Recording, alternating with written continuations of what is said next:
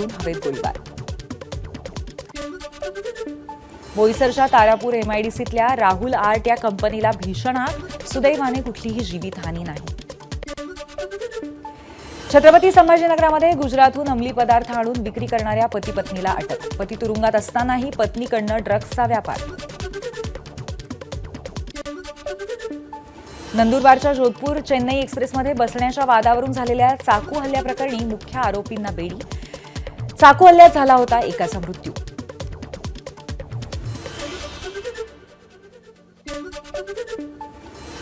वसई पूर्वेतील मिठागर इथल्या स्मशानभूमीजवळच्या पुलाजवळ दुचाकीचा अपघात। दुचाकीस्वाराचा तोल जाऊन 25 फूट खोल कोसळली दुचाकी।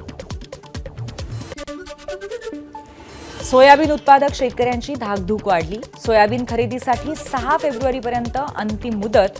8,86,872 शेतकऱ्यांची सोयाबीन खरेदी आतापर्यंत झालेली नाही। लातूरमध्ये एकाच दिवसात 20,000 टन सोयाबीनची खरेदी। सोयाबीनच्या खरेदीवरती आश्चर्य, खरेदीवरती सखोल अभ्यास सुरू असल्याची पणन मंत्री जयकुमार रावल यांची माहिती। जालना नांदेड समृद्धी महामार्गाला शेतकऱ्यांचा विरोध। महामार्गासाठी भूसंपादन झालेल्या शेतकऱ्यांचं धरणं आंदोलन करत उद्या आत्मदहनाचा इशारा। परवानगीशिवाय वनक्षेत्र कमी करू नका, सर्वोच्च न्यायालयाचे केंद्र आणि राज्य सरकारला आदेश। खंडपीठासमोर 2023च्या वन संरक्षण कायद्यातल्या सुधारणांविरोधात दाखल केलेल्या याचिकांवरती सुनावणी सुरू असताना आदेश।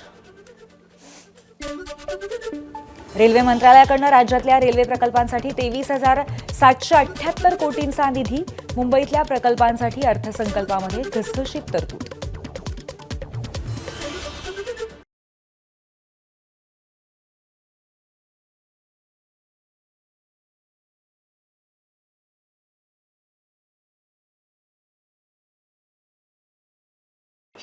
एक कृषी मंत्री शेतकऱ्यांचे पैसे कसे खातो, किती खातो आणि कायदे पायदळी तुडवून कसं काम करतो याचा मी आज सगळेच्या सगळे पुरावे देणार आहे। काही दिवसांपूर्वी अनेक माध्यमांनी एक स्टोरी चालवली, दुसरी स्टोरी चालवली, तर आता मी पूर्णच्या पूर्ण पुराव्यानिशी सगळं देणार आहे। त्याच्यात आपण बघितलं तर थोडीशी मला हिस्ट्री सांगू दे। एक DBT म्हणजे डायरेक्ट बेनिफिशियरी ट्रान्सफर ही स्कीम सरकारने काढली होती। आता या DBT स्कीममध्ये जे पैसे सरकार देतं त्या योजनांचा दुष्परिणाम होतोय आणि त्या योजना लोकांपर्यंत पोहोचत नाहीयेत, लाभार्थींपर्यंत पोहोचत नाहीयेत। त्याच्यात खूप मोठ्या प्रमाणावर भ्रष्टाचार होतो। म्हणून 2016 साली सरकारचे डायरेक्शन झाले। आता सरकारचे डायरेक्शन झाल्यानंतर महाराष्ट्र शासनाने त्याच्यावर एक GR देखील काढला। त्या GRची तारीख, आता मी जे बोलतेय प्रत्येक गोष्ट डॉक्युमेंट्स सकट बोलतेय। ते सगळे डॉक्युमेंट्स मी गुगल ड्राईव्हवर अपलोड केले। प्रत्येक चॅनलला आम्ही ते गुगल ड्राईव्ह सकट डॉक्युमेंट्स, माझा डिटेल्ड जे मी म्हटलंय त्याच्यातला प्रत्येक ॲस्पेक्ट मी त्याच्यात टाकलेला आहे। तो प्रत्येक माध्यमांनी बघून मग त्याच्यावर नंतर त्यांची स्टोरी करावी। पण आता याचा जो आपण DBT म्हणतोय त्याचा पहिला GR हा 19 एप्रिल 2017 साली निघाला आणि त्याच्यात असं म्हटलं गेलंय की जे पैसे द्यायचे ते DBT अंतर्गतच देण्यात यावे, त्याच्यात कुठेही दुसऱ्या कुठल्याही प्रकारे हे पैसे दिले गेले नाही पाहिजेत। आता त्याच्यात असं झालं होतं की महाबीज आहे, MAIDC आहे, KVK आहेत, अशा अनेक गोष्टी ते DBT थ्रू देत नाहीत, कारण हे सरकार स्वतः बनवत आहे। म्हणजे महाबीज जे बनवत आहे, MAIDC जी खतं बनवत आहे, पेस्टिसाइड्स बनवत आहेत, कीटकनाशक ज्याला आपण म्हणतो, ही जी गोष्ट या गोष्टी ज्या आहेत त्या फक्त याच्या खाली येत नाहीत, म्हणजे DBT खाली येत नाहीत। त्याच्यानंतरचा तो जो GR आहे तो 12 सप्टेंबरचा होता। त्यानंतर 12 एप्रिल 2018 रोजी, आणि हा GR अतिशय महत्त्वाचा आहे। या GR मध्ये असं म्हटलं गेलं होतं की मुख्यमंत्र्यांना ही जी 62 लिस्ट आहे, 62 आयटम्सची लिस्ट आहे जे DBT खाली येणार आहेत, ते 62 याच्यात आयटममध्ये ॲड करण्याचा म्हणजे त्याच्यात ॲड करण्याची जी आपण ज्याला म्हणतो मान्यता या GR थ्रू मुख्यमंत्र्यांना देण्यात आली. म्हणजे मुख्यमंत्री त्यात वगळू शकत नाहीत, पण त्यांना अधिक जर 62च्या ऐवजी 63 करायचे असतील तो अधिकार मुख्यमंत्र्यांना आहे, असा हा GR आहे. आणि हा अत्यंत महत्त्वाचा GR आहे. ते पुढे मी सांगेन का ते. त्याच्यानंतर त्यांनी असं ठरवलं, पण मग वगळण्याचा अधिकार कोणाला असावा, तर ती एक समिती बनली होती. त्या समितीत महाराष्ट्र सरकारचे मुख्य सचिव, अतिरिक्त मुख्य सचिव वित्त, अतिरिक्त मुख्य सचिव नियोजन, अशा काही 7-8 जणांना त्यांनी या समिती बनवली. म्हणजे जर DBT बनणं वगळायचं असेल तर जोपर्यंत या समितीचं त्याला होत नाही, त्यांचा होकार येत नाही, तोपर्यंत कुठचीही गोष्ट DBTच्या बाहेर जाणार नाही. आता काय झालं, 2022 मध्ये असं सांगण्यात आलं की बाबा विक्रमी प्रोडक्शन आहे आपल्या इथे, कापसाचं, सोयाबीनचं, ऑइल सीडचं विक्रमी प्रोडक्शन आहे. आणि ते विक्रमी प्रोडक्शन आणि वाढवण्यासाठी आपण काहीतरी उपक्रम राबावा म्हणून 1000 कोटीचं प्रोव्हिजनिंग करण्यात आलं. 1000 कोटी. आता त्याच्यात काय झालं की लगेच पैसे दिसले की सगळ्यांना हाव सुटते. तसंच काहीसं आपल्याला आता बघायला मिळते. 2000 आता लोकसभेची निवडणूक जी आहे ती सुरू होणार होती. 17 मार्चपासनं आचारसंहिता लागणार होती. म्हणून खेळ कसा झाला तो बघून घेऊया. 12 मार्च 2024 रोजी एक GR निघाला आणि त्याच्यात असं सांगण्यात आलंय की कृषी आयुक्त जे आहेत त्यांना आपण नियंत्रण अधिकारी बनवू. म्हणजे सगळं कोण खरं तर करणार, कृषी अधिकारी जे आहे ते नियंत्रण कृषी आयुक्त करणार. आता तेव्हाच्या काळी कृषी आयुक्त डॉक्टर प्रवीण गेडम म्हणून एक व्यक्ती होते. 15 मार्चला प्रवीण गेडम म्हणतात की हे जो 12 मार्चचा निर्णय आहे की महाबीज किंवा MAIDC किंवा महाराष्ट्र पॉवरलूम कॉर्पोरेशन यांनी ही स्कीम राबवावी, ते चुकीचं होत आहे. कारण या ज्या गोष्टी आपण आता टेंडरिंग करणार आहोत त्या उत्पादन MAIDC करत नाही. MAIDC जर उत्पादन करत नाही तर या DBT खालीच गेल्या पाहिजेत, असं स्पष्ट मत त्यांनी मांडलं. किती तारखेला? 15 मार्चला. आणि असं असताना पुन्हा त्यांच्यावर काय झालं असेल मला माहीत नाही, पण 15 मार्चला त्यांनी असंही लिहिलंय की याची पूर्ण माहिती ती मंत्र्यांना दिली गेली आणि मंत्र्यांना सगळं सांगण्यात आलं की हे जी गोष्टी आहेत हे महाबीज किंवा MAIDC बनवत नाही. त्यामुळे कंपल्सरीली आपल्याला DBT म्हणजे थेट शेतकऱ्याच्या अकाउंटमध्ये आपल्याला हे पैसे द्यायला हवे. त्याची वस्तू घेऊन आपण शेतकऱ्याला देऊ शकत नाही, असा याचा सरळ अर्थ होता. याच्यानंतर पुन्हा काय होतं की धनंजय मुंडे तरीही सांगून तिथल्या डायरेक्टरना सांगतात आणि एक डेप्युटी सेक्रेटरी पत्र लिहून सांगतात की तसं करायला नको. पुन्हा आयुक्त त्यांना सांगतात की नाही, आपल्याला याच्यावर एक वेगळ्या प्रकारचा GR काढावा लागेल. डेप्युटी सेक्रेटरी पुन्हा त्यांना लिहितात की आज GR काढण्याची गरज नाही. मुख्यमंत्र्यांनी यांना परवानगी दिली आहे. म्हणजे काय झालं बघा, सुरुवात होते 12 तारखेला, 15ला ऑब्जेक्शन येते, पण 16ला मुख्यमंत्री ज्यांच्याकडे खरं जे मी म्हटलं अथॉरिटीच नाही आहे ते मुख्यमंत्री त्याला परवानगी देतात. आता त्यांना ह्या सगळ्या गोष्टी माहिती नसतील. रात्रीच्या रात्री धनंजय मुंडे गेले अजित पवारांकडे, त्याच्यावर अजित पवारांची सही, नंतर ते गेले मुख्यमंत्र्यांकडे, अजित पवारांनी जर सही केली असेल म्हणून मुख्यमंत्र्यांनी पण सही केली आणि ते देऊन टाकण्यात आले. तेव्हाचे मुख्यमंत्री शिंदे होते आणि त्याच्यानंतर ही स्कीम राबवण्यात आली. आता ती आहे काय हे समजून घेऊया आपण. 5 गोष्टी होत्या त्याच्यात. आहे nano urea, nano DAP, battery sprayer, metaldehyde आणि कापूस गोळा करण्यासाठीच्या बॅगा. आता भ्रष्टाचार आपण म्हणतो, पण हा किती पट झालाय याचा आता तुम्हाला याच्यावरनं दिसेल. जरा ते ऑनलाईन करूया आपण. हां, या सगळ्याचे दर जे आहेत ते मी ऑनलाईन आत्ता तुम्हाला दाखवते. सध्याचे दर आहेत. आणि कसं झालं, नॅनो युरिया आणि नॅनो DAP या इफ्को नावाच्या कंपनीचे आहेत. हो,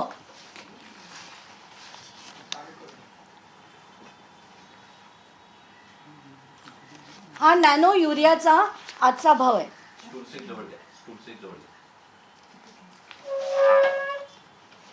हा जर तुम्ही बघितलात 184 रुपये पर लिटर, म्हणजे जर आपण 10 लिटरची बॉटल घेतली तर आपल्याला 184 रुपये पर लिटरला हा नॅनो युरिया मिळतो. म्हणजे 500 मिलीलिटरच्या बॉटलला 92 रुपये पडतात.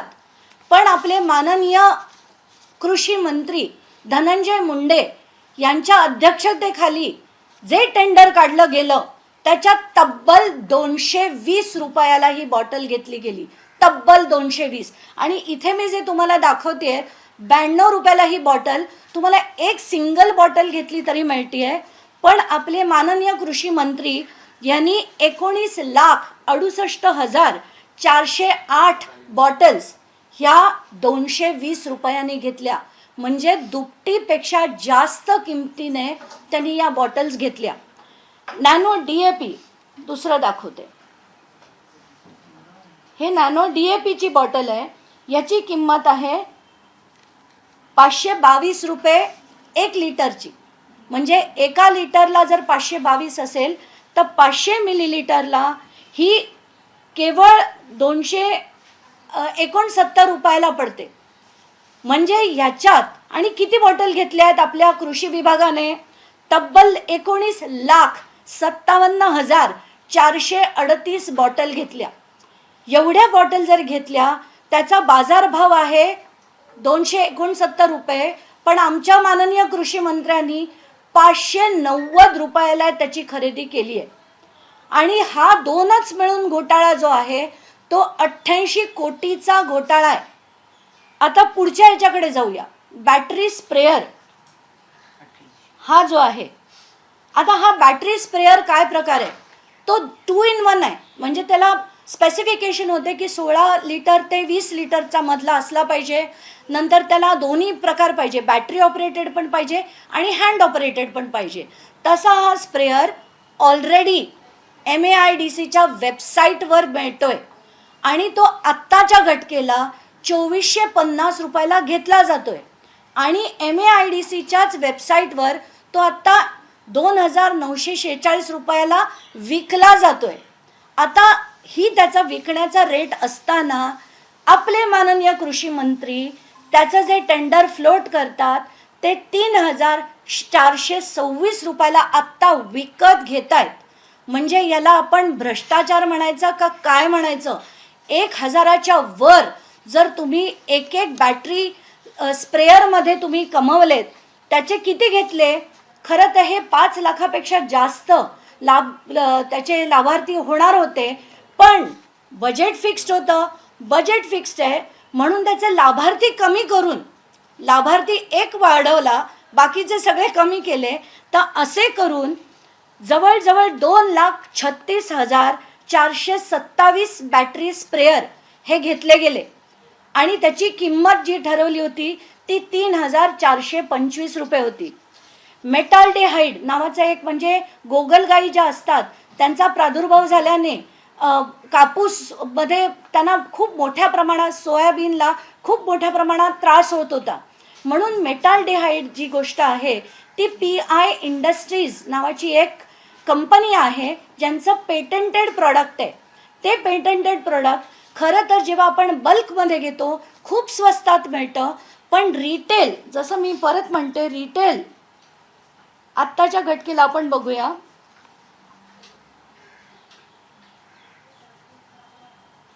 हे जे प्रोडक्ट आहे हे आता 817 रुपयाला मिळतंय.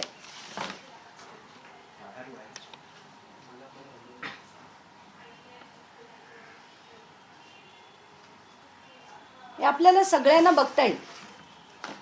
817 रुपयाला ते आत्ता मिळतंय. पण माननीय कृषी मंत्री धनंजय मुंडे साहेबांनी 1275 रुपयाला हे विकत घेतलं. आणि किती घेतलं? 1,96,441 किलो हा याचा ऑनलाईनचा, म्हणजे 1 किलो जर आपण विकत घ्यायला गेलं तर ते 817ला मिळतंय. पण आपण 1,96,000 किलो विकत घेतोय आणि ते पण 1275 रुपयाला. पाचवा भाग, कॉटन स्टोरेज बॅग्स या तब्बल 6,18,000 घेतल्या गेल्या. आणि त्या कशा घेतल्या गेल्या?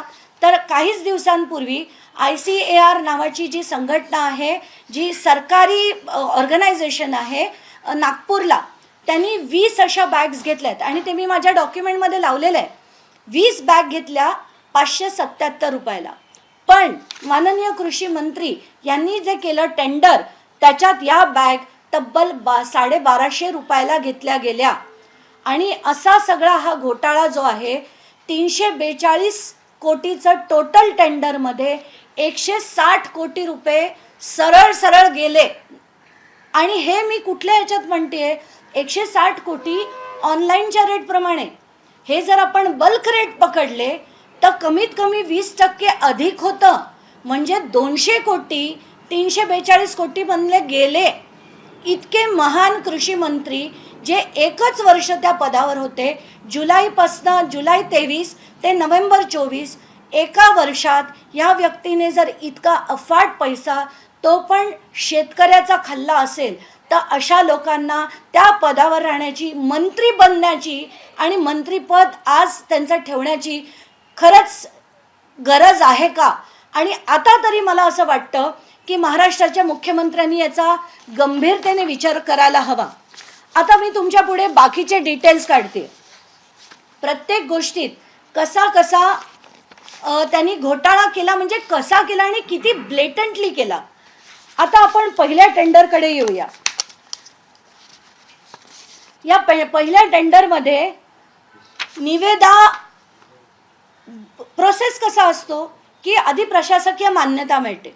प्रशासकीय मान्यता मिळाल्यानंतर ॲडव्हर्टाइजमेंट होतात, त्याच्यानंतर टेंडरिंग होतं, मग त्याच्यातनं L1 कॉन्ट्रॅक्टर होतो. L1 कॉन्ट्रॅक्टरला ते टेंडर दिलं जातं आणि त्याची वर्क ऑर्डर निघते. माननीय धनंजय मुंडेंच्या अध्यक्षतेखाली आधी पैसे दिले गेले आणि ते पण पूर्ण रक्कम कशासाठी? कच्चा माल विकत घेण्यासाठी. कच्चा माल विकत घेण्यासाठी पूर्णच्या पूर्ण रक्कम 16 तारखेला दिली गेली, 16 मार्चला. तर आधी मला वाटलं होतं की कदाचित यांना ते दाखवायचं असेल की ते 31 मार्चच्या आधी किंवा लोकसभेची लागण्याच्या, म्हणजे ती आचारसंहिता लागण्याच्या आधी त्यांना पैसे देऊन टाकायचे असतील. पण तसं नाही. त्याच्यात लिहिलं काय गेलं? कच्चा माल विकत घेण्यासाठी हे केलं जातंय. आणि हे जेव्हा आम्ही बघितलं तर खरंच डोकं फिरलं. त्याच्यात काय काय केलंय बघा. 16 मार्चला पैसे देऊन टाकले. निविदा कधी काढली? 30 मार्चला. बॅटरी स्प्रेअर 28 मार्चला पैसे देऊन टाकले. 5 एप्रिलला निविदा काढली. म्हणजे तुमचं आधी ठरलं होतं का की निविदा कोणाला द्यायची? कारण आधीच तुम्ही पैसे देऊन टाकताय कच्चा माल विकत घ्यायला आणि मग तुम्ही त्याची निविदा काढताय. हे महाराष्ट्रात आत्तापर्यंत कधी कोणी ऐकलंच नाहीये. कुठल्याच यंत्रणेने ऐकलं नसेल की असा प्रकार देखील होऊ शकतो. मेटाल्डेहाइड 16 मार्च 2024ला त्यांनी पैसे देऊन टाकले आणि 9 एप्रिलला निविदा निघाली. कापूस साठवणुकीच्या बॅगमध्ये 16 मार्चला पैसे देऊन टाकले आणि 23 एप्रिलला त्याची निविदा निघाली. काय घाई होती एवढे पैसे देऊन टाकण्याची? ते पण आता आपण बघून घेऊया. तर आत्ताच्या घटकेला आपण एक एक मुद्द्याकडे येऊया. नॅनो DAP आणि नॅनो युरियाचं टेंडर, जे मी म्हटलं 16 तारखेला पैसे देऊन टाकले आणि नंतर 30 तारखेला त्याची निविदा मागण्याची तारीख होती. आता ह्याच्यात जसं मी म्हटलं जवळजवळ 19.5 लाख बॉटल 500 mlच्या या DAPच्या घेतल्या गेल्या आणि युरियाच्या घेतल्या गेल्या. जवळजवळ 19.5, मी का म्हणते 19.5 लाख? कारण एक होती 19,68,000 आणि दुसरी होती 19,57,000. त्याच्यात इफको नावाची कंपनी, म्हणजे गंमत बघा, MEIDC हे टेंडर प्रोसेस करणार. MAIDC इफ्को नावाच्या कंपनीचं डायरेक्ट डिस्ट्रीब्युटर आहे. पण हे डायरेक्ट डिस्ट्रीब्युटरनी खरं तर तिथून माल घेऊन देता आला असता, पण तो डायरेक्ट डिस्ट्रीब्युटर घेत नाही. टेंडरमध्ये करेक्शन करून आपण हे एका डीलरकडनं घ्यावं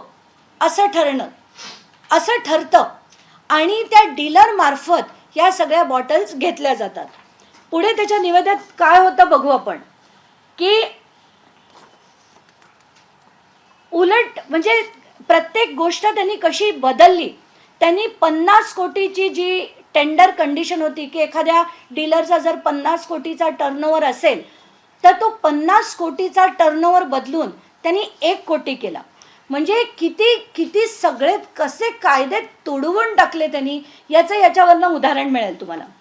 कुठल्याही आता कसं आहे की एखादी निविदा काढल्यानंतर अनेक गोष्टी घडतात, टेक्निकल इव्हॅल्युएशन होतं, या सगळ्या गोष्टी घडतात, पण या कुठेही झालेल्या आपल्याला दिसत नाही आहेत. 2 ज्या होत्या निविदा, दोन्ही DAPच्या आणि युरियाच्या, या तब्बल एक होती 25 कोटी 19 लाखाची, 25.19 कोटी हे सरळ युरियामध्ये गेले आणि DAPमध्ये 62 कोटी हे पूर्णपणे गेले. दुसरं, आता मेटाल्डिहाइड घोटाळा. मेटाल्डिहाइड एकच कंपनी बनवते, सरकारला वाटलं पेटंटेड प्रोडक्ट आहे, थेट खरेदी करू शकतात, पण इथे सुद्धा थेट खरेदी होत नाही. 4 लोकांनी त्याच्यात बीडमध्ये भाग घेतला. कोण होती 4 माणसं? महाराष्ट्रातली एकही नाही. MAIDC काय आहे? MAIDC म्हणजे महाराष्ट्र ॲग्रो डेव्हलपमेंट कॉर्पोरेशन, आणि म्हणजे महाराष्ट्राच्या कंपन्या, महाराष्ट्राचे शेतकरी यांनी हे डेव्हलप करण्यासाठी MAIDC आहे. पण हे काय करतात, जी निविदा काढतात ती कशी काढली बघा. याच्यात जे 4 जण ज्यांनी बीड केलं ते सगळेचे, त्यांच्यापैकी एकाची बाब नाकारण्यात आली आणि 3 पात्र होते. त्या पात्रतेसाठी आवश्यक असलेला 10 कोटीचा जो मिनिमम टर्नओव्हर आहे तो देखील पूर्ण करण्यात आला नाही. आणि एकाचा 6 कोटीचा होता, एकाचा 1 कोटी 85 लाखाचा होता. अशा दोघांकडे हे देण्यात आलं आणि ते पण तब्बल 450 रुपये वर ही निविदा देण्यात आली. आता गंमत, सगळ्यात मोठी गंमत म्हणजे बॅटरी स्प्रेअर घोटाळा. याच्यात खरं कसं असतं की आता मला टेंडर भरायचं आहे. महा टेंडर नावाचं पोर्टल आहे. महा टेंडर पोर्टलमधनं MAIDC मध्ये मी येणार. त्याच्यातनं 8 वेगवेगळे म्हणजे त्याच्यात ॲग्री इक्विपमेंट आहेत, ॲडमिनिस्ट्रेशन आहे, नोगा नावाची एक गोष्ट आहे, ती मी तुम्हाला मुद्दाम वाचून दाखवते. प्रशासन विभाग, कृषी अभियांत्रिकी विभाग, पशुखाद्य विभाग, नागरी विभाग, खत विभाग, कीटकनाशक विभाग, वित्त आणि लेखा विभाग आणि एक नोगा विभाग म्हणून आहे. तर बॅटरी स्प्रेअर म्हणजे कीटकनाशक आणि हे सगळे मारण्यासाठीचा जो स्प्रेअर आहे तो खरं कुठल्या कॅटेगरीमध्ये यायला हवा?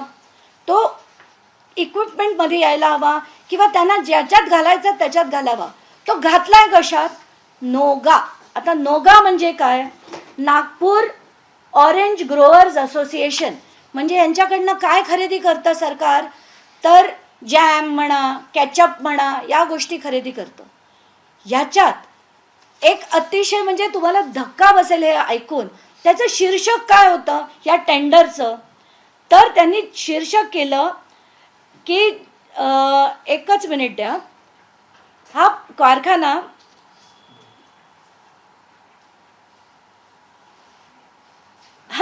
जॅम, केचप इत्यादी उत्पादनाचा कच्चा माल व्हिडिओ अंतर्गत खरेदी केला जातो. तर बॅटरी स्प्रेअर खरेदी निविदा शीर्षक योग्य श्रेणी अंतर्गत प्रकाशित केलं नाही, नोगा अंतर्गत ठेवण्यात आलं. ते देखील कशासाठी हे खूप महत्त्वाचं आहे. MAIDCच्या कृषी उद्योग ब्रँडला साखर कारखाना जो त्यांचा तिथे जो एक कारखाना आहे पिंपरीला, त्या कारखान्याला आपल्याला लीव अँड लायसन्स द्यायचं आहे. याच्या खाली ते शीर्षक केलं गेलं. म्हणजे महाटेंडरच्या खाली MAIDC, MAIDCच्या खाली नोगा, नोगाच्या खाली आपल्याला कारखाना भाडे तत्वावर देणं आहे, याच्या खाली दिला गेला आणि त्याच्यात काही अमुक गोष्टी लिहून टाकल्या. पण आता गंमत म्हणजे फक्त एक 6 नंबरचा आयटम जो बॅटरी स्प्रेअर होता, खरं त्याच्यासाठी ती निविदा होती, पण कसं कॅमोफ्लाज केलं गेलं. इतकी प्रचंड सुपीक डोकी आहेत या लोकांची, ते पूर्ण कॅमोफ्लाज करून ही निविदा त्यांनी तो कारखाना भाडेतत्वावर द्यायचा आहे असं सांगून ही टेंडर काढलं. आणि टेंडर भरलं कोणी, तर त्याच्यात सहभागी झाले 6, त्याच्यापैकी एकाला बाद केलं, उरले 5. ह्या 5 पैकी 4 जण इंदोरच्या एकाच गावातले आहेत आणि एक गुजरातचा आहे. म्हणजे MAIDC इतकं छान काम जे करतंय, महाराष्ट्र उद्योग वाढवण्यासाठी करतंय, महाराष्ट्राच्या शेतकऱ्यांसाठी करतंय का इंदोरला बसलेल्या काही लोकांसाठी करतंय, असा प्रश्न याच्यातनं सरळ सरळ दिसतोय. कारण कोणाला कळणारच नाही ना. बॅटरी स्प्रेअर जे सप्लाय करतात ते लोक टाईप करून सर्च काय करणार, बॅटरी स्प्रेअर, ते त्यांना मिळणार नाही. कारण टेंडरमध्ये पहिला टेंडर प्रोसेस पूर्ण मॅन्युप्युलेट केला गेला. म्हणजे त्याला जसं मी पुन्हा का म्हणते की महाराष्ट्र टेंडरचं पोर्टल, त्याच्याखाली MAIDC, त्याच्याखाली नोगा, त्याच्याखाली शीर्षक, एक कंपनी आपल्या जे जागा आहे पिंपरीची ती आपल्याला भाड्यावर द्यायची आहे, म्हणून जर त्यांनी टेंडर काढलं असेल आणि छुपेपणाने त्यांनी जर त्याचा बॅटरी स्प्रेअरसाठी टेंडर फ्लोट केला असेल तर किती कंपन्यांना ह्या गोष्टी मिळणार आहेत. म्हणून मी म्हणते की हे जे चाललंय आता, शेवटचा जो भाग आहे ते कापूसच्या जमा करण्याच्या बॅग्स आहेत. जसं मी म्हटलं की ICARनी 577 रुपयाला जर ही बॅग घेतली होती, तर मग अशा बॅगा इतक्या मोठ्या प्रमाणावर घेतल्या गेल्या आणि म्हणजे 20 बॅगला 577 पडतात, तर इतक्या मोठ्या प्रमाणावर 6 लाखाच्या वर ज्या बॅग्स घेतल्या गेल्या त्याच्यासाठी इतका अफाट खर्च 6,18,000 घेतल्या गेल्या. आणि त्याच्यात 42 कोटीचा जर असा इतका अंधाधुंद असा भ्रष्टाचार झाला असेल तर धन्य आहे आमचे कृषी मंत्री, धन्य आहे आपला महाराष्ट्र. कारण आत्ताच्या घटकेला सगळेच्या सगळे, जसं मला म्हणायचं आहे, अगदी जेवढे जेवढे याच्यातले MAIDCचे अधिकारी आहेत, जेवढे जेवढे डेप्युटी सेक्रेटरी आहेत, कृषी विभागाचे जे अधिकारी आहेत, त्या सगळ्यांना लाईनीवर घ्यायची गरज आहे. आणि हे सगळा हा जो भ्रष्टाचार झाला आहे, हा मी पहिल्या टेंडरमधला म्हटला. त्याच्यानंतर दुसरं एक टेंडर काढण्यात आलं, टेंडर नंबर 2, जे ऑक्टोबरमध्ये काढण्यात आलं, पण त्याची माहिती RTI खाली सुद्धा दिली गेलेली नाही आहे. म्हणून आत्ताच्या घटकेला त्याचे पैसे दिलेत की नाही ही आम्हाला कल्पना नाही आहे. म्हणून मी ते टेंडर नंबर 2 जे 205 कोटीचं होतं त्याच्याबद्दल आत्ता बोलत नाही आहे. पण ते सुद्धा जर असलं तर त्याच्यातले अर्धे आणि याच्यातले अर्धे असं जर आपण बघितलं तर कमीत कमी 250 कोटीचा हा घोटाळा आहे. तर हा जो सगळा अंधाधुंद कारभार झाला आहे, तर माझी थेट मागणी आहे की आता तरी कृषी मंत्री तेव्हाचे आणि आताचे मंत्री धनंजय मुंडे हे मंत्री बनण्याच्या योग्यतेचे नाहीत. त्यांचा तातडीने राजीनामा घ्यावा आणि त्यांच्यावर इन्क्वायरी लावून हा सगळा झालेला शेतकऱ्यासाठी ठेवलेला पैसा हा परत मिळवा. आणि हा पैसा जो आहे तो खरा त्याचा विनियोग DBT अंतर्गत करावा. 2 अधिकारी आहेत, या दोन्ही अधिकाऱ्यांनी म्हटलं होतं की DBT खाली करावा. एक रवींद्र बिनवडे नावाचे कोण अधिकारी होते, त्यांनी थेट लिहिलं होतं दुसऱ्या टेंडर नंतर सुद्धा की DBT थ्रूच हे झालं पाहिजे. पण DBT थ्रू गेलं तर ते शेतकऱ्यांना पैसे जातील, कृषी मंत्री जो आहे तो कसा श्रीमंत होणार, यासाठी हा केला गेलेला पूर्ण खेळ आहे.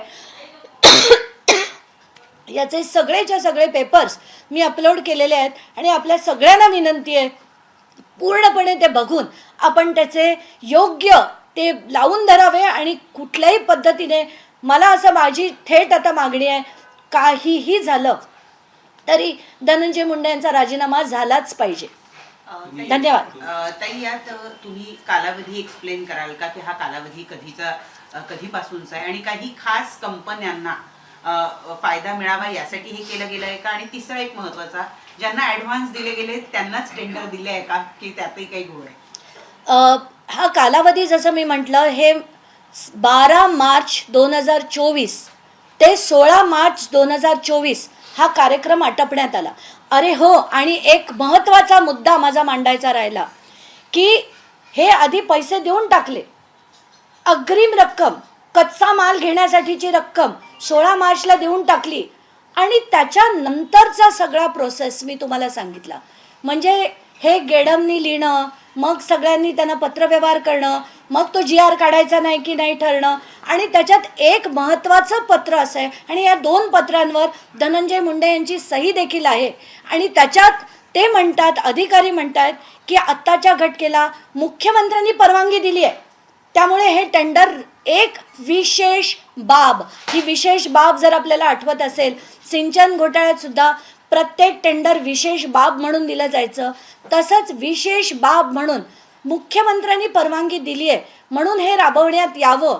हे कधी केलं गेलं तर तुम्हाला सुद्धा धक्का बसेल की हे मे महिन्यात यांच्या सह्या झाल्या आहेत, पण पैसे देऊन टाकलेत 16 मार्चला. म्हणजे याला आपण पोस्ट फॅक्टो अप्रुव्हल म्हणतो. आणि हे पोस्ट फॅक्टो अप्रुव्हल म्हणजे काय? बॅक डेटेड पत्र काढणं. ते पत्राची तारीख 16 मार्च आहे, पण त्याच्यावर सह्या सगळ्या अधिकाऱ्यांच्या आणि कृषी मंत्र्यांच्या हे मे मध्ये झालेल्या आहेत. म्हणजे हे बॅक डेटेड पत्र काढण्यात आलंय, हे याच्यावरनं सरळ सरळ सिद्ध होत आहे. तर आता ह्या सगळ्या गोष्टी जे मी म्हणते की 12 मार्चला पहिला GR निघाला आणि 16 मार्चला पैसे देऊन सुद्धा टाकले, ते पण कसे? घाईघाई करून, ऑब्जेक्शन्स असताना, त्याच्यावर वित्तमंत्र्यांची सही, त्याच्यावर मुख्यमंत्र्यांची सही, आणि ते करून ताबडतोब घाईघाईने पैसे डिस्बर्स झालेत. आता कसे झाले ते थेट त्यांच्या अकाउंटमध्ये कधी गेलेत, अकाउंटचे ॲक्सेस माझ्याकडे नाहीत, त्यामुळे ते मला बोलता येणार नाहीत. पण दिलेल्याचे सगळे डॉक्युमेंट्स मी आता गुगल ड्राईव्हवर अपलोड केलेले आहेत. ते बॅकडेटेड करणं हा सुद्धा एक गुन्हा आहे का? प्रचंड मोठा गुन्हा आहे. त्याला म्हणूनच मी म्हटलं पोस्ट फॅक्टो करणं हा अतिशय चुकीचा पांडा आहे. आणि जे अधिकारी ज्यांची त्याच्यावर सही आहे त्या सगळ्यांवर खरं तर कारवाई झाली पाहिजे. कारण बॅकडेटेड का केलं जातं? कारण कुठेतरी झालेला मोठ्या प्रमाणावर गैरव्यवहार आहे, तो लपवण्यासाठी बॅकडेटेड केलं जातं. तर तुम्ही जर ते पत्राची तारीख बघितली ती 16 मार्च आहे, पण त्याच्या सह्या ज्या झालेल्या आहेत डेप्युटी सेक्रेटरीपासूनच्या सगळ्यांच्या त्या मे महिन्याच्या आहेत. हे आता प्रत्येक माध्यमाने दाखवावं. आणि हा किती मोठा भ्रष्टाचार आहे आणि सरळ सरळ लूट आहे. आणि कोणाची लूट आहे? तर ती शेतकऱ्यांसाठी दिले गेलेले पैसे होते.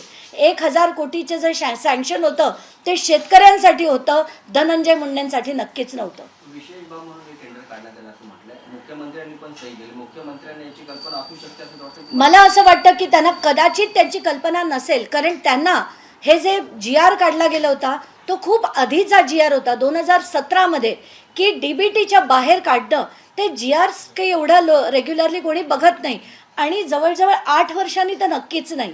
त्यामुळे मला असं वाटतं की त्यांना कदाचित माहीत नसेल की त्यांच्याकडे ते अधिकारच नाही आहेत याच्या बाहेर काढण्याचे, DBTच्या बाहेर काढण्याचे, म्हणून त्यांनी ती सही केली असावी. त्याच्यावर वित्तमंत्र्यांची पण सही आहे, म्हणजे अजित पवारांची देखील सही आहे.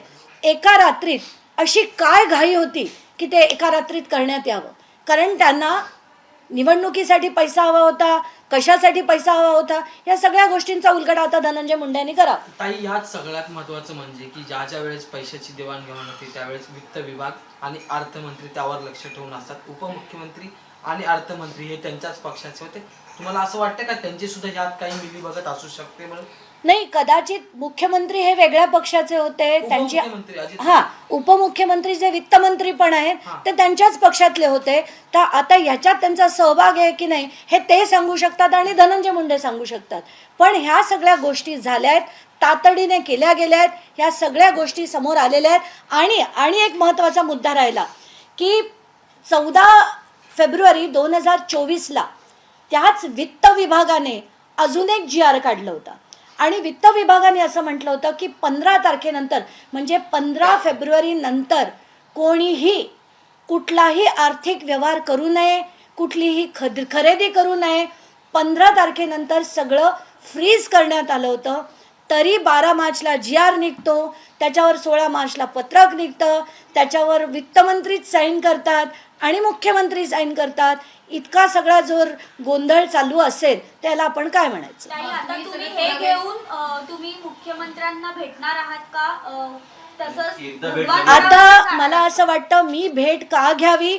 मुख्यमंत्र्यांचं कर्तव्य आहे की प्रत्येक गोष्ट आज जर DBTचा पैसा आहे, जे मोदीजी म्हणाले होते की हा शेतकऱ्यांना लाभ मिळत नाहीये, मध्ये पैसा खाल्ला जातोय, तर जर मुख्यमंत्र्यांना योग्य वाटत असेल, मोदीजींचं म्हणणं आमचं सोडा, मोदीजींचं म्हणणं योग्य वाटत असेल तर त्यांनी त्याच्यावर तात्काळ कारवाई करणं भाग आहे.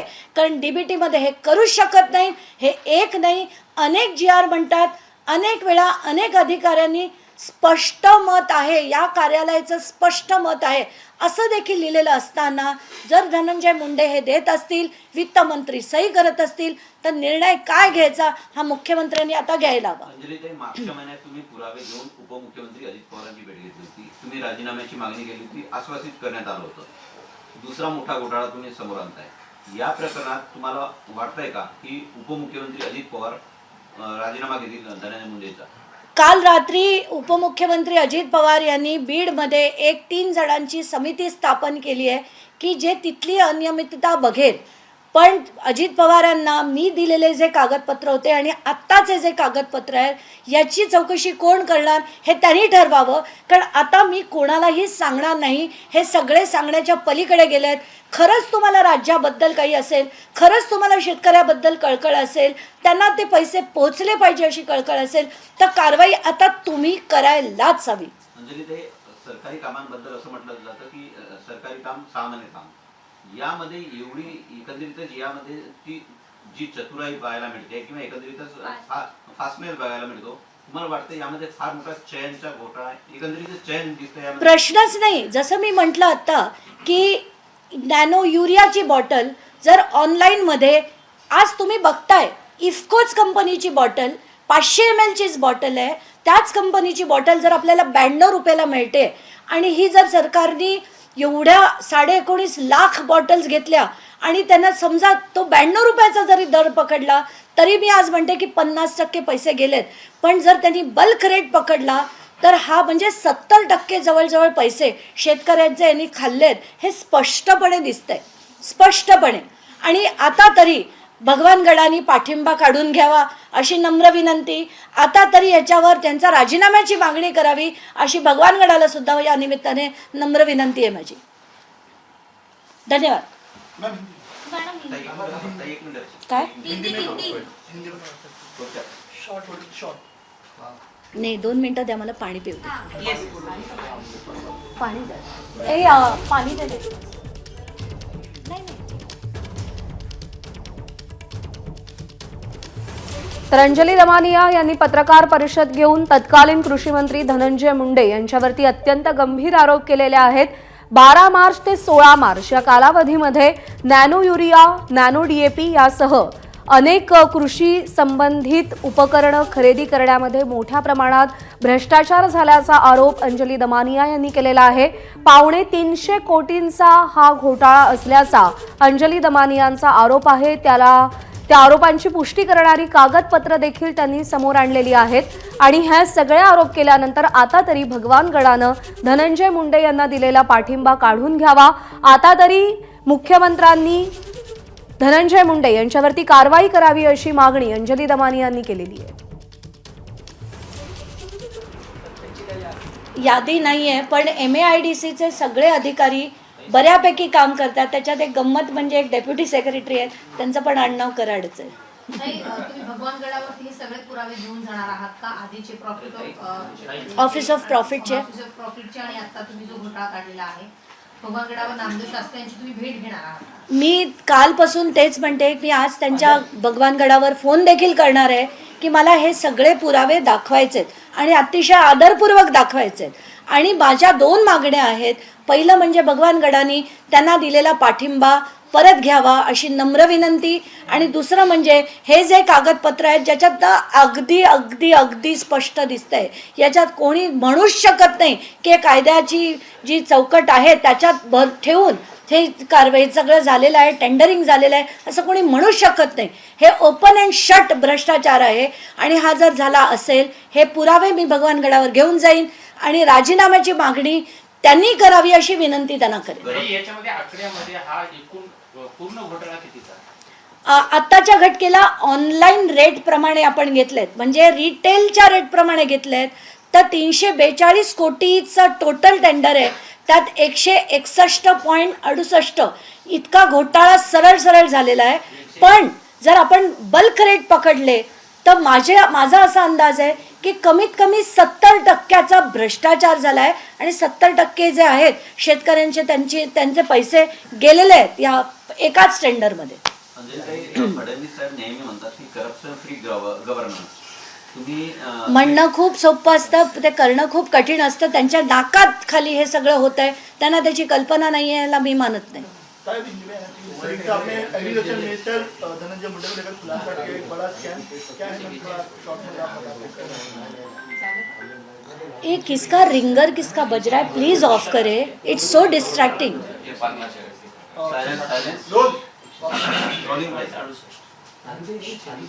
धनंजय मुंडे ये कृषि मंत्री थे महाराष्ट्र के, और वो नवंबर 24 तक, माने जुलाई 23 से लेकर नवंबर 24 तक वो कृषि मंत्री थे.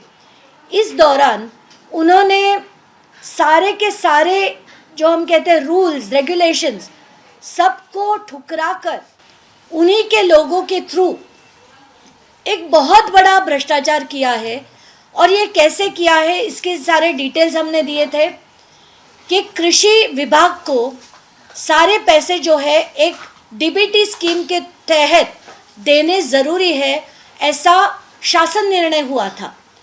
2016 में डीबीटी थ्रू पैसे देने चाहिए ऐसे डायरेक्टिव्स निकले थे केंद्र सरकार से, और वो केंद्र सरकार से आने के बाद महाराष्ट्र सरकार ने 2017 में ये सारे रूल्स बनाए. इसमें कैसे होता है कि जो डायरेक्टली फार्मर है, किसान है, उसके खाते में पैसे देने चाहिए, ऐसा ये रूल बना था, कायदा बना था. 2017 में ऐसे कहा गया था कि जो चीज़ें सरकार खुद बनाता है ये सारी चीज़ें छोड़कर जो चीज़ें हैं बाकी की, इसमें 62 आइटम्स की लिस्ट थी, ये सारी डाल दी गई थी. और ये भी कहा गया था कि इसमें जो राज्य के मुख्यमंत्री है वो उसमें ऐड कर सकते हैं, पर ये 62 आइटम की लिस्ट में से कोई भी मुख्यमंत्री डिलीट नहीं कर सकता. डीबीटी के बाहर लाने की जो लिस्ट है उसमें से बाहर नहीं ला सकता. ऐसा होने के बावजूद 12 मार्च को, माने लोकसभा चुनाव जो है वो 17 मार्च से उसकी आचार संहिता लगने वाली थी, और सारे के सारे पैसे लेने के लिए 12 मार्च को एक GR निकलता है, जिसके खिलाफ तभी के जो एग्रीकल्चर कमिश्नर थे उन्होंने 15 मार्च को लिखा है कि ये हम डीबीटी के बाहर नहीं कर सकते, क्योंकि ये चीज़ें जो है ये शासन नहीं बनाता, शासन के इसके बाहर की चीज़ें हैं, इसलिए ये डीबीटी थ्रू ही देने चाहिए. इसकी सारी जो डिटेल्स है ये मंत्री को हम बता चुके हैं, ऐसा भी इस पत्र में लिखा है 15 मार्च के पत्र में. फिर भी इसको ना देख के जो डेप्यूटी सेक्रेटरी थे उन्होंने फिर एक बार 16 तारीख को एक पत्र लिखा है, और इसमें कहा है कि हमें मुख्यमंत्री से कंसेंट मिल गई है और ये सारी चीज़ें हमें दे देनी चाहिए. तो अब चीज़ें क्या देखनी आपको ज़रूरी है कि इसके टेंडर निकले बाद में पैसे पहले दे दिए गए. ऐसा आज तक कभी भी नहीं हुआ कि पैसे रॉ मटेरियल खरीदी करने हैं इसलिए पहले दे दिए गए और उसके बाद टेंडर प्रोसेस शुरू किया गया. आज तक की हिस्ट्री में कभी नहीं हुआ ये, क्योंकि प्रोसेस जो होता है वो पहले एडमिनिस्ट्रेटिव सैंक्शन मिलता है, उसके बाद एडवर्टाइजमेंट निकलती है, फिर वर्क ऑर्डर निकलते हैं, और वर्क ऑर्डर निकलने के बाद वो टेंडरिंग होने के बाद वर्क ऑर्डर निकलती है, L1 को ये ऑर्डर दी जाती है, और फिर उसको अगर एडवांस चाहिए, अगर सरकार को योग्य लगता है तो एडवांस दिया जाता है. यहाँ पूरा का पूरा पैसा माने प्रोडक्ट आएंगे कि नहीं ये भी नहीं पता, पर पूरा पैसा पहले ही दे दिया, और वो 16 तारीख को दिया क्योंकि 17 तारीख से आचार संहिता लग रही थी. अब वो लिया किस लिए है कि वो आचार संहिता के पहले करना है इसलिए लिया, पर उसमें जो रीज़न दिया गया है वो रॉ मटेरियल के परचेज के लिए दिया जाए, ऐसे उस लेटर में लिखा है। तो मुझे ऐसे लगता है ये जो पूरा स्कैम है, जैसे हम स्कैम क्या है वो देखते हैं। इसमें 5 चीज़ें ली गई। पहले है यूरिया, नैनो डीएपी। ये दोनों चीज़ें इफ़को नाम की एक कंपनी बनाती है, और ये इफ़को नाम की कंपनी जो है उसके डायरेक्ट डिस्ट्रीब्यूटर MAIDC है। अगर ये डायरेक्ट डिस्ट्रीब्यूटर है तो वहाँ से लेकर ये आराम से दे सकते थे, पर ऐसा नहीं किया गया। टेंडर कंडीशंस को चेंज करके वो उन्होंने एक डीलर थ्रू MAIDC ने खरीद किया। और जो चीज़ जैसे आज मैंने ऑनलाइन बताया है कि नैनो यूरिया की अगर आप एक बॉटल लेने जाओ 500 ml की, तो वो 92 रुपीज़ की मिलती है, और ये बॉटल सरकार ने 19.5 लाख बॉटल्स 220 रुपये में लिए। दूसरी नैनो DAP, ये जो बॉटल है 500 ml की, ये मिलती है 269 रुपीज़ में, और ये 269 रुपीज़ की बॉटल हमारे सरकार ने 19.5 लाख बॉटल्स जो ली है वो पूरे 590 रुपये की ली है। इतना शॉकिंग, इससे ज़्यादा शॉकिंग क्या हो सकता है। तीसरी बात, मेटाल्डेहाइड नाम की एक चीज़ है जिसके 2.5 के से पैलेट्स आते हैं, और ये किस लिए यूज़ होता है कि खेती में जैसे कॉटन हो, सोयाबीन हो, ऑयल सीड्स हो, इसमें वो जो स्नेल्स होते हैं तो वो स्नेल को किल करने के लिए ये मेटाल्डेहाइड का यूज़ होता है। और ये मेटाल्डेहाइड जिसका रेट जो पहले हमारे पास वो भी डॉक्यूमेंट है 225 रुपया था, वो छोड़ दीजिए, हम तो आज के ऑनलाइन रेट पे ये एग्रोस्टार नाम की कंपनी से 817 रुपये में मिल रहा है। ये हम आपको, आप खुद भी गूगल करके देख सकते हो, एग्रोस्टार पे जाए और स्नेल किल नाम की जो बॉटल है उसका वो जो पैकेट है उसके डिटेल निकाले, 817 रुपये में आज आपको एक पैकेट मिल रहा है। पर हमारी सरकार ने 1,96,000 ऐसे जो लिए हैं बॉटल्स, वो पैकेट्स, वो पूरे 1275 रुपये में लिए हैं। इससे ज़्यादा शॉकिंग क्या हो सकता है। यही नहीं, बैटरी स्प्रेयर जो आते हैं उसके 16 से लेके 20 लीटर तक के ये बैटरी स्प्रेयर उसकी कैपेसिटी होती है, और ये 12 वोल्ट 12 एम्पेयर के होते हैं। उसमें 2 फंक्शंस होते हैं, उसको बैटरी भी ऑपरेट कर सकते हैं, अगर बैटरी ना चले तो हैंड ऑपरेटेड भी कर सकते हैं। ये स्पेसिफिकेशन के अभी के वक्त में MAIDC खुद ले रहे हैं। किस रेट में ले रहे हैं? वो 2450 के रेट से खुद अभी बाय कर रहे हैं, और अपना सर्विस चार्ज लगा के खुद के ही वेबसाइट पे आज वो 2946 में बेच रहे हैं, 2946 में। पर हमारे जो धनंजय मुंडे जी के कृषि विभाग ने ये जो खरीदी की है वो 3425 के रेट में किए। ये मुमकिन कैसे हो सकता है?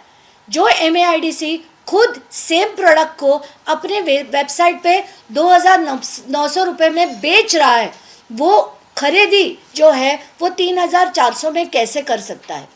तो ये जो है बहुत बहुत गंभीर भ्रष्टाचार है। इसके बाद अगर हम देखेंगे जो कॉटन ग्रोअर्स है, तो ऐसे बताया गया कि उनको बहुत प्रॉब्लम है, वो कॉटन स्टोरेज की प्रॉब्लम है, इसीलिए एक स्पेशली ट्रीटेड बैग उनको देनी चाहिए। तो ऐसी 20 बैग ICAR जो एक Indian council of agricultural research Nagpur की है, उन्होंने ये ली थी बैग्स, और 20 बैग ली थी। उसका हमने बिल तक उसमें लगाया है, मेरे डिटेल्स में लगाया है। 577 रुपये की ये बैग्स ली गई थी, और ये बैग्स अगर 1200 के ऊपर धनंजय मुंडे साहब लेते हैं तो इनको क्या कहना चाहिए? ये भ्रष्टाचार नहीं है, this is daylight robbery, this is absolute daylight robbery. और ये टोटल स्कैम 342 करोड़ का जो टोटल टेंडर था, उसमें से ऑनलाइन रेट के हिसाब से हम कह रहे हैं कि ये स्कैम 50% का था। पर अगर हम बल्क रेट, क्योंकि टेंडर के जो परचेसिंग था बहुत बड़ा परचेसिंग था, इतना बड़ा परचेसिंग अगर कोई करता है तो कंपनी उसमें 10-20% का डिस्काउंट ज़रूर देती। तो अगर ये डिस्काउंट हम पकड़े तो इसका ये जो स्कैम था, माने किसानों के दिए हुए पैसे जो मोदी सरकार ने कहा था कि ये डायरेक्ट DBT थ्रू देने चाहिए, उसमें 70% का भ्रष्टाचार हुआ है, और वो भी सारे कायदे जो हम कहते हैं वो पूरी तरह से बाजू में रख के और ये किया गया है। और बार बार अधिकारी बोल रहे थे कृषि मंत्री को कि ये हम नहीं कर सकते, ये डीबीटी थ्रू जाना चाहिए, फिर भी अनदेखा करके ये टेंडर किया गया। 4 दिन में सैंक्शन लेकर एक ही दिन में पत्रक निकाल के उस पर फाइनेंस मिनिस्टर की साइन, उस पर चीफ मिनिस्टर की साइन, और चीफ मिनिस्टर और फाइनेंस मिनिस्टर को इसके बाहर निकालने की कोई अथॉरिटी नहीं है। ऐसा जीआर होते हुए भी ये किया गया। This is absolute open and shut case of corruption, और धनंजय मुंडे किसी भी मंत्री होने के काबिल नहीं है। उनको तुरंत के तुरंत इनका राजीनामा जो है, इस्तीफा जो है, वो ले लेना चाहिए। कितने करोड़ का स्कैम आप बताएं, टोटल अगर अमाउंट आप बताएं कितना? ये जो टोटल स्कैम है वो 161 करोड़ का स्कैम है, और जो अभी आप देखने जाएंगे तो कम से कम 50% ये ऑनलाइन रेट से है। अगर हम बल्क रेट कहेंगे, जो मैं बार बार कह रही हूँ, क्योंकि ये सारे परचेसेस जो है बल्क परचेस थे, तो ये बल्क परचेस से अगर हम देखने जाएं तो 70% साइफंड ऑफ कंप्लीटली। और ये जितने अधिकारी हैं, जितने मंत्री हैं, उन पे सब पे कार्रवाई करके ये मंत्री से पैसे रिकवर होने चाहिए, सरकार के वापस पास आकर फिर ये किसानों को देने चाहिए। ऐसे मेरी मांगनी है, जिसे हम कहते हैं मेरी डिमांड है, और ये तुरंत हो जाना चाहिए। ताई, एक शेवटचा आता आपली सुरू असताना मनोज जरांगे पाटील यांची सुद्धा आता प्रेस कॉन्फरन्स सुरू झाली होती, आणि त्यांनी असं म्हटलेलं आहे की मी आत्ता धनंजयला सोडणार नाही, आता मी त्याच्या मागे लागणार आहे, तर किमान एक जण तरी तुमच्या साथीला धावून आलेला